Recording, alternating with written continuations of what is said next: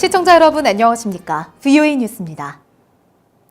미국 핵심 정보기관들이 북한은 핵을 포기하지 않을 것이라면서 중요 혜택을 얻어내기 위해 미국과 협상하고 있다고 분석했습니다. 의원들은 북한이 단계적 비핵화 조치로 제재 완화를 얻으려 한다고 지적했습니다. 김칸희 기자의 보도입니다. 상원 정보위 청문회에 출석한 미 국가정보국 댄 코츠 국장은 북한이 핵무기와 생산 역량을 포기할 가능성은 낮다고 분석했습니다. 북핵은 정권 생존의 필수적 수단이라는 것입니다. And is unlikely to completely give up its nuclear weapons and production capabilities because its leaders ultimately view nuclear weapons as critical to regime survival. 댄 코츠 국장은 그러면서 북한은 미국과 국제사회로부터 중요한 혜택을 얻어내기 위해 부분적 비핵화 조치에 대한 협상을 추진하고 있다고 밝혔습니다. 1년 넘게 핵미사일 시험을 하지 않았지만 되돌릴 수 있는 방식으로 대량 살상무기 시설의 일부를 폐쇄했다고 지적했습니다. 미 중앙정보국 CIA의 진화 하스펠 국장은 인권 개선을 위한 북한의 중요한 변화는 없다고 평가했습니다. 또 북한이 미국과 대화를 중요하게 여기고 있지만 여전히 장거리 미사일 개발에 전념하고 있다고 비판했습니다. Ultimately, the objective is to lessen that threat by getting them to declare their program and then ultimately dismantle the program. 북한의 대륙간 탄도미사일 ICBM 역량과 군사적 위협은 달라지지 않았다는 지적도 나왔습니다. There still is a substantial military capacity that Kim Jong-un wields. 70% of his forces are along the DMZ. So the capabilities and threat that existed a year ago are still there. 의원들은 북한이 노리는 것은 핵무기 포기가 아니라 제재 완화라고 밝혔습니다. I think Kim Jong-un is putting on a show to appear reasonable and willing to talk for purposes of luring us into a step-by-step sanctions reduction where he destroys some outdated missile factory. 민주당의 마크 워너 의원은 트럼프 대통령은 북한의 위협이 줄어들었다고 얘기했지만 북한은 여전히 미국의 주요 위협이라는 사실이 청문회를 통해 재확인됐다고 지적했습니다. VOA 뉴스 김칸입니다. 미 의회 청문회에서는 또 미국 적성국들의 사이버 공격 능력이 갈수록 진화하고 있다며 경계를 늦춰선 안 된다는 경고가 나왔습니다. 북한의 국제금융망 공격으로 의심되는 최근 분석도 나왔습니다. 박승혁 기자입니다.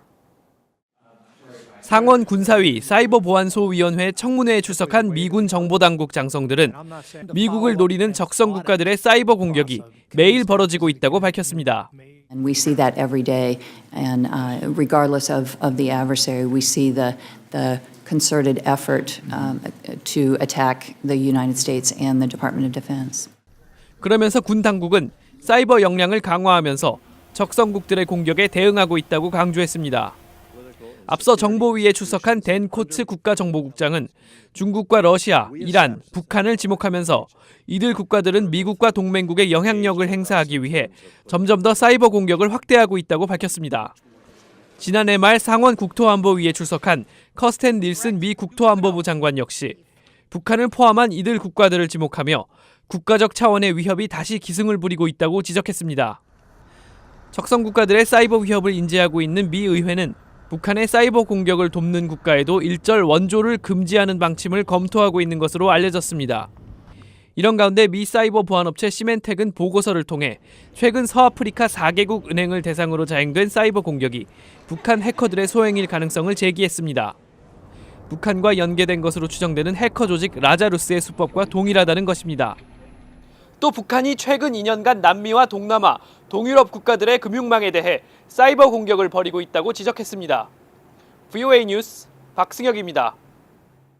중국의 시진핑 국가주석은 상당히 전략적이며 북한의 김정은 위원장을 포섭해 미북 협상에 영향을 미치려는 것으로 보인다는 분석이 나왔습니다.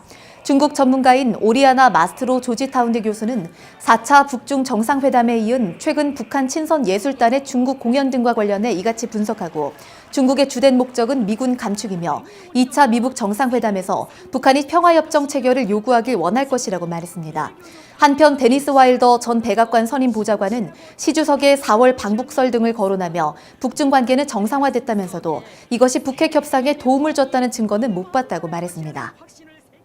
국제인권단체 앰네스티 인터내셔널이 50년간 북한에 억류돼 있는 대한항공 납치 피해자에 대한 정보를 북한에 요구해달라고 한국 문재인 대통령에게 촉구했습니다. 영국 런던에 본부를 둔 앰네스티 인터내셔널은 29일 문재인 대통령에게 서한을 보내는 긴급 행동을 시작하면서 이같이 촉구했습니다. 북한은 1969년 12월 11일 강릉발 서울행 대한항공 여객기를 납치했으며 당시 탑승객 중 39명은 이듬해 송환됐지만 황원씨 등 11명은 여전히 북한에 억류돼 있습니다. 북한은 자연재난이 발생했을 때 대응 능력이 심각하게 떨어진다는 지적이 나왔습니다. 29일 한국의 서울대병원에서 열린 북한의 재난의료지원체계 수립 심포지엄에서 노영선 서울대병원 응급의학과 교수는 북한에서는 폭우와 폭풍 등 풍수해가 심각하며 2007년 이후 대규모 자연재해로 1,500명이 넘게 사망했다며 이같이 밝혔습니다.